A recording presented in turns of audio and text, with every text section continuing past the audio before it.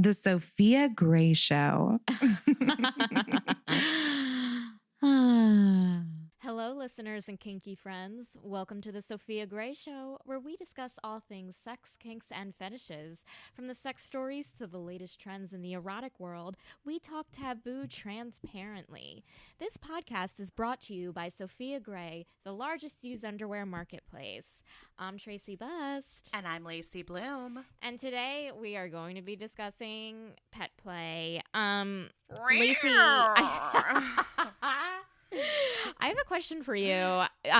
Did you see online, like a few days ago, like I think it was making the rounds on Twitter, where it was a picture of a couple in a grocery store and one woman was like, do you know what I'm talking about? And there was her submissive was on a leash and they were just like going regular grocery shopping and like people were like, oh my God, and like taking pictures and stuff. Yeah, it's actually funny that you brought it up because I just saw it this morning before. Oh, that's so funny. We were recording. I didn't investigate, but I did see the headline that had been shared many times. Yeah, and, right. You know, along with the accompanying outrage and oh my gosh, what are these people doing sort of things. And so, of course, I'm really glad that this was the topic that you chose to discuss. It's very timely. It's so timely. I mean, all the news right now is this one. No, but it's interesting because I feel like people brought up like such interesting points of like, one, don't kink shame, which is so important to us. And two, what does it mean when it's out in public? Like, does that mean the public is part of this? Like, does that mean the public is part of this ritual? Did they consent to being part of this ritual?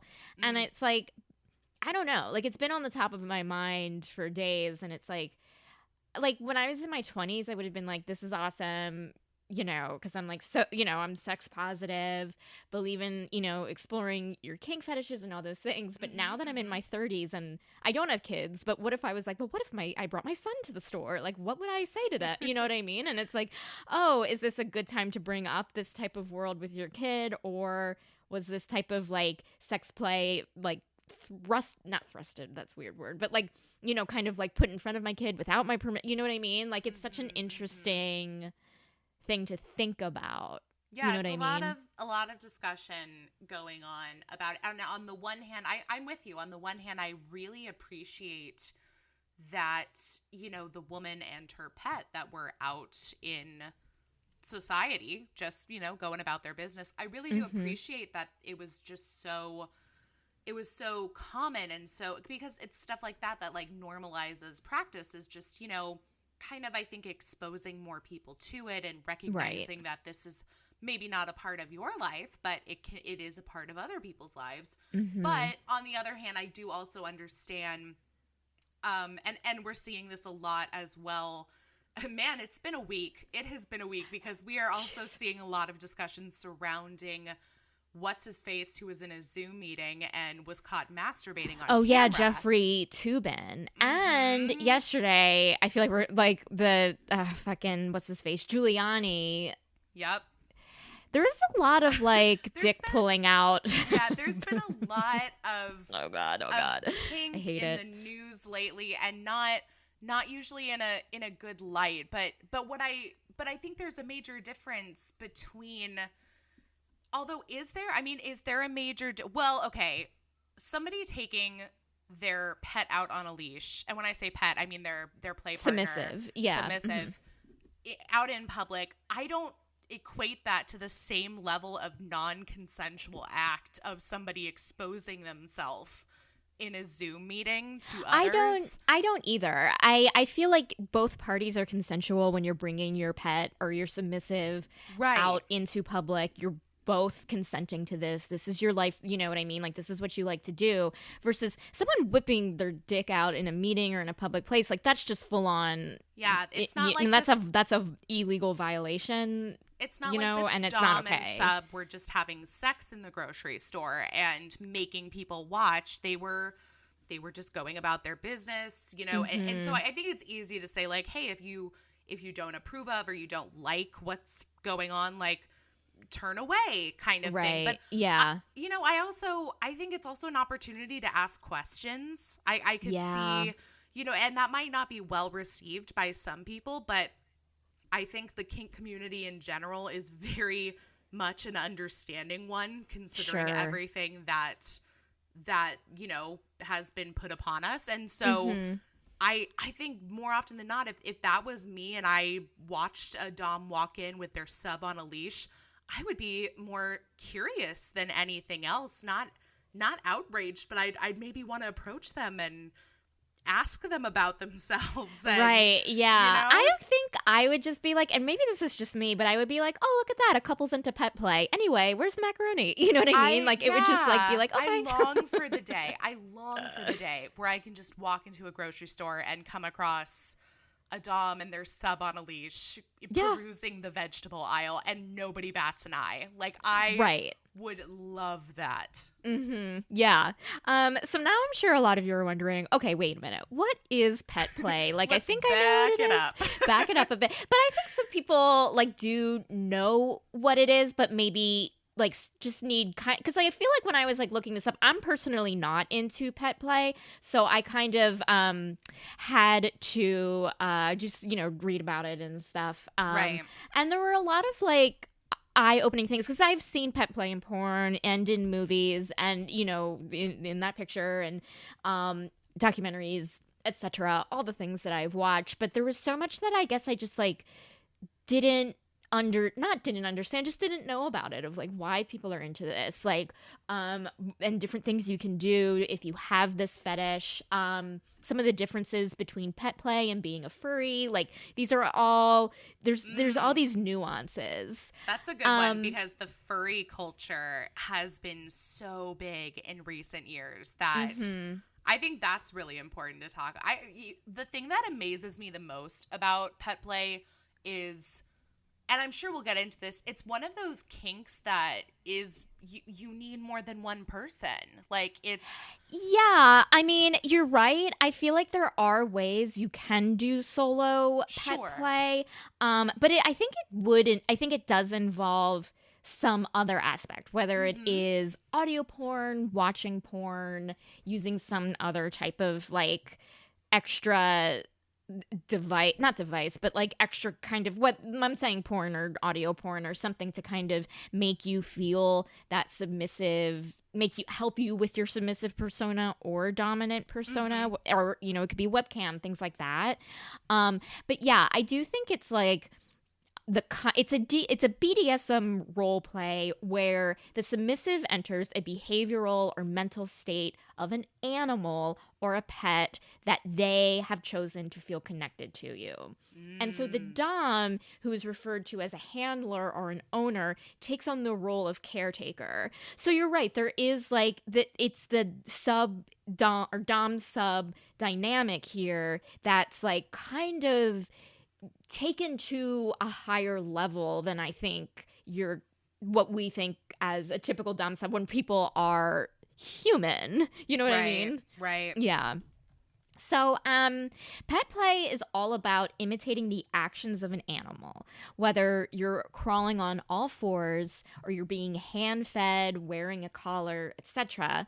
However, it takes a more in-depth approach where the submissive is like totally encompassed in this animal persona, meaning they could be wearing masks, they can be wearing prosthetics, and they go to this higher level of just like being an animal. But obviously there's a spectrum. Some people go further than others to take on this persona. Some people just do a few things here and there. It really is up to the couple, or couples or people, you know what I mean. Yep. So if you're wondering, like, why do people find pet play appealing? It's like kind of like what I said before. It is the higher level of submission and ownership. So if you enjoy being a submissive, you enjoy being a dom, you have a healthy relationship in that respect, and you want to take it higher, you want to take it even more, pet play can be a really good opportunity for you guys. And so additionally, I feel like humiliation and degradation is a turn on for people. And if that is you, like, what is more of a turn on than being like treated like an animal. You know what I mean? Yeah, exactly. I mean, Yeah. you've heard the concept of like fucked like a dog. Like we are, you know, literally. Yeah. Yeah. So obviously like the dominant or the owner can force the submissive to do like these incredibly hot and degrading things. Crawling on all fours, eating off the floor. People are being put in a cage, even using litter boxes, if that's what you're into. Obviously, like, hearing this type of thing, like, for me, again, I find myself a little on the submissive side, or I am submissive, but I want to kind of explore my dominant side personally. Still trying to figure that out. I feel like it's a very vulnerable feeling. You're being put in a cage. You're crawling on all floors. So on all fours, you're doing, I keep saying that. Fours on the floors. Fours on the floors. So obviously I feel like before you partake in this thing, you need to outline your expectations. You need to communicate. You need to be on the same page as your dom. So I know a lot of people enjoy leash and collar play. I think it's very hot personally. So ultimately I feel like, again, if you want to take your, dom sub dynamic further, if you like leash and collar play, again, this is a way to take it further. Yeah, I think leash and collar would be a great place to start to see if like you are interested in pet play. Because I don't know if a lot of people just know offhand, I really want to be treated like an animal. So yeah. I think this is something where, if you do like to be collared, okay, maybe take it one step further. Okay, does eating off the floor, was that something that added to this kink or fantasy for you? Okay, well, let's do this next step. So, I mean, just like anything else, you don't have to be prepared to jump in, from step 0 to 100 all at once. Absolutely. Yeah. I completely agree with that. I also feel like the appeal of pet play to some people is that it allows you to like, and I feel like this is like so cerebral a little bit, but maybe I'm just tired. But it allows you to like when you're role playing, you break free from yourself, right? Like I enjoy like, maybe role playing as like a servant or a maid. And it allows me to break free from like my normal persona, which maybe is more independent, more empowered. Sure. And I think when you're able to break free from a human persona to a different species, it's like, again, this enhanced way to like let go. You know what I mean? Yeah. Something that's so different from yourself, not just like you and like your personality and what you like and don't like, but just completely different from you as a person, as a human. Okay, so this kind of like segues to this next point, which I think is important. And I feel like, I don't know, this probably goes without saying because I feel like our listeners are really like non-judgmental, but should anyone ask you who probably doesn't understand, like, pet play doesn't mean you're into fucking animals. Do you know what I mean? Like, it's not bestiality. This is, I mean, and that's the thing is we laugh because to us it just sounds so ridiculous. And I'm sure anybody within the kink community would also understand that it's not about fucking animals, but I know. But I mean, again, we know we live in a judgmental world, especially here in the United States, and so we tend to, as a collective group of people, turn away from things that are different, unusual, not mainstream. And so, but no, nobody is out here trying to I can't. Nobody is trying to fuck a horse. Like, and if they are, that's not okay. Like, I mean, I'm also like very like, like animals are like animal protections and like the safety of animals, like this is outside of like this world, but like is important to me. Like I care about animals. I donate to ASPCA. Like I don't, you know what I mean? Like, and so obviously, like if for a second I thought this was any way some type of endangerment of actual animals, I'd be like, what the fuck? But it's not that at all. Now I can see that there might be some people who who do consider pet play to be a way to live out their erotic human animal fantasies. Course. But and we know that about lots of kinks. Like if you enjoy rape fantasy, that doesn't mean you necessarily want to go out and rape someone. If you you know, love this idea of having sex with an alien, that doesn't mean we're gonna send you build to your own you know, build your own spaceship and try to get up to space. Yeah, no, we get it. It's very trust me, it's very hard to build a spaceship. I tried. But I Just think kidding. it's I think it's more about the role play than it is about the idea of having an interest in having sex with animals. And please just don't. Please just don't have sex with animals. Yeah. Oh my God, don't.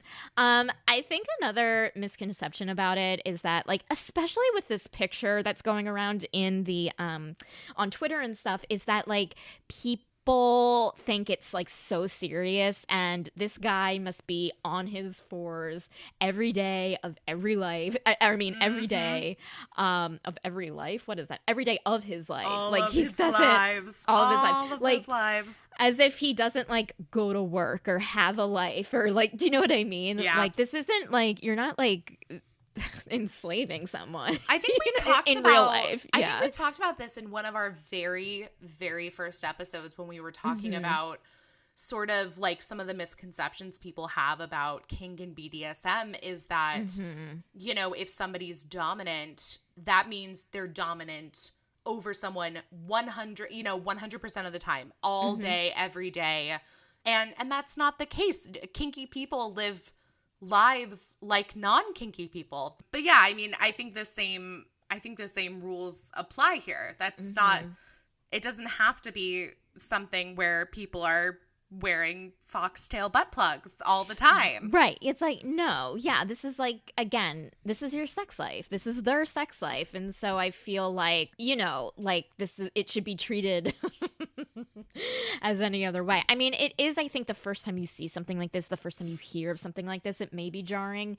I mean, I feel like the first time I ever saw like when I was younger, like porn with BDSM in it, I was like, whoa. But then it was like the first time my eyes were open to this world. And so, yeah, I guess I was a little jarred, but you know, then you learn that, you know, this is what people do.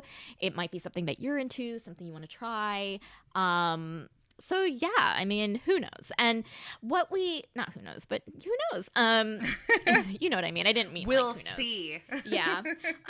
But like what we did talk about this, that it's not necessarily, it doesn't have to be a 2-person kink. It can be a solo kink. It doesn't necessarily mean that pet play is like an entirely like a dom sub thing. Maybe you just enjoy the persona and acts of being a pet by yourself, and you do this through your masturbation ritual, you know, whether, again, audio stories, porn, doing things on your own. Maybe you have your own cage. You like to eat off the floor, you know, wearing your own collar. Yeah, why not? Just the feel of wearing a collar or a mask, or you know, like all of this, you can experiment and do this solo.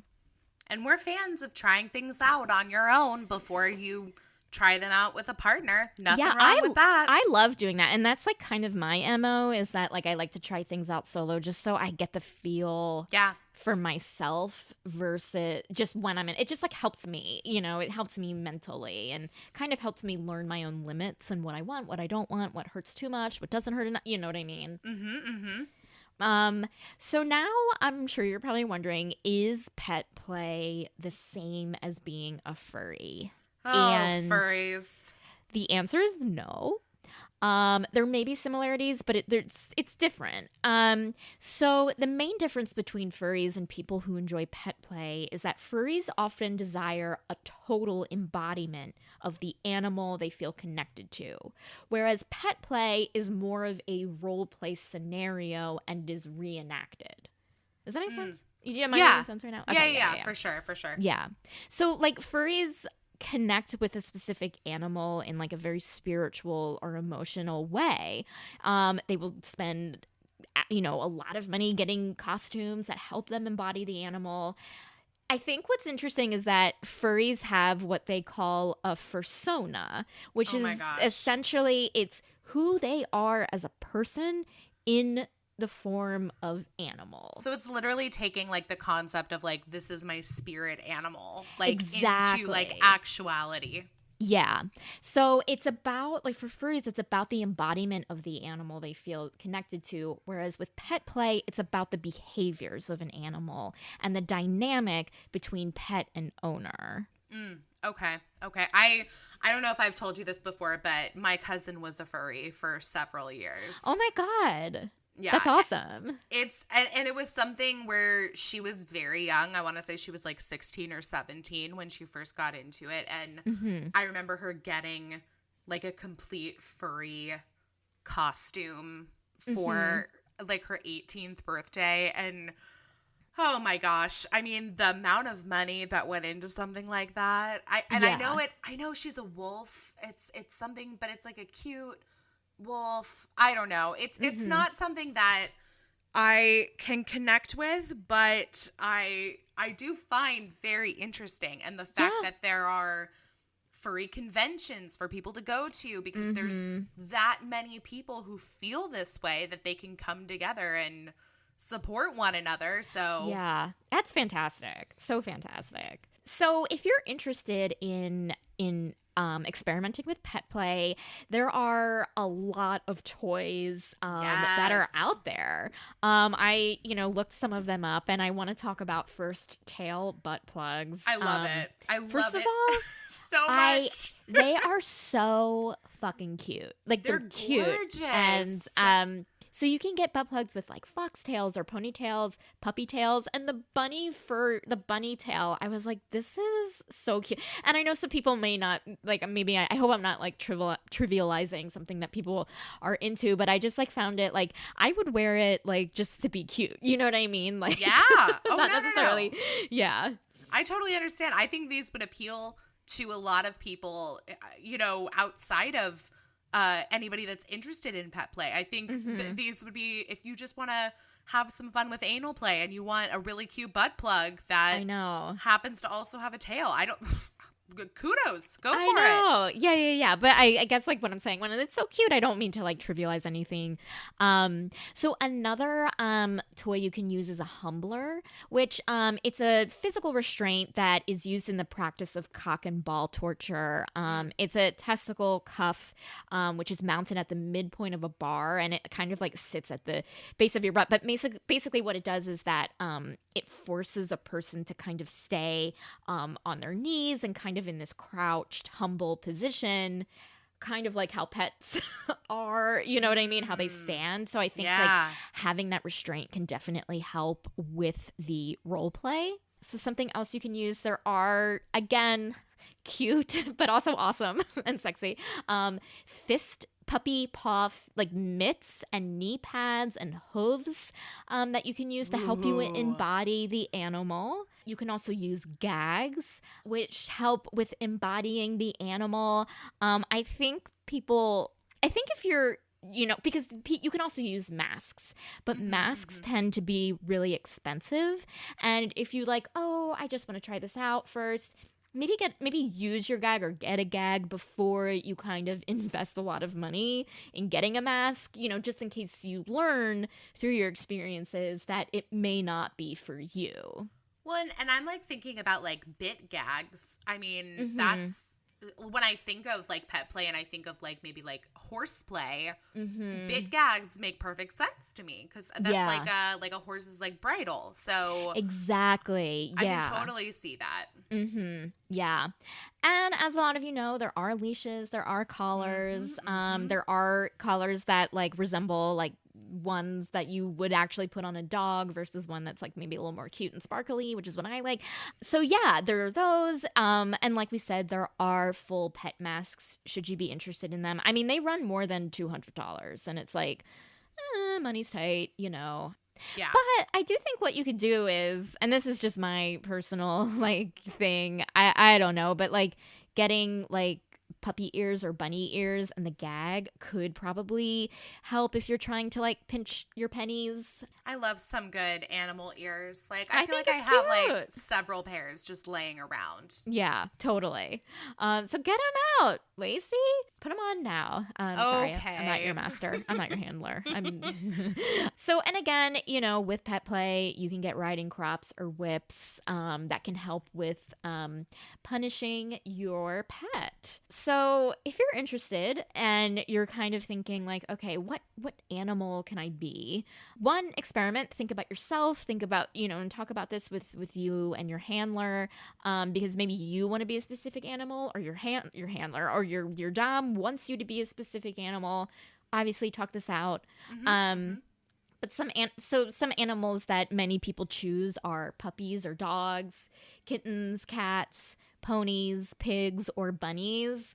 What I find so fascinating through kind of the stuff that I read is that like the idea that people choose like puppies versus dogs, like kittens versus cats, ponies versus horses, and like so it's like really you're young, you know what I mean, like you're so tiny, and I think that adds, I can see it adds so much to this sub-dom dynamic. I mean, when we think about like the types of porn people like and the types of people that others are attracted to, like age usually plays a factor in absolutely. those. So I totally understand that.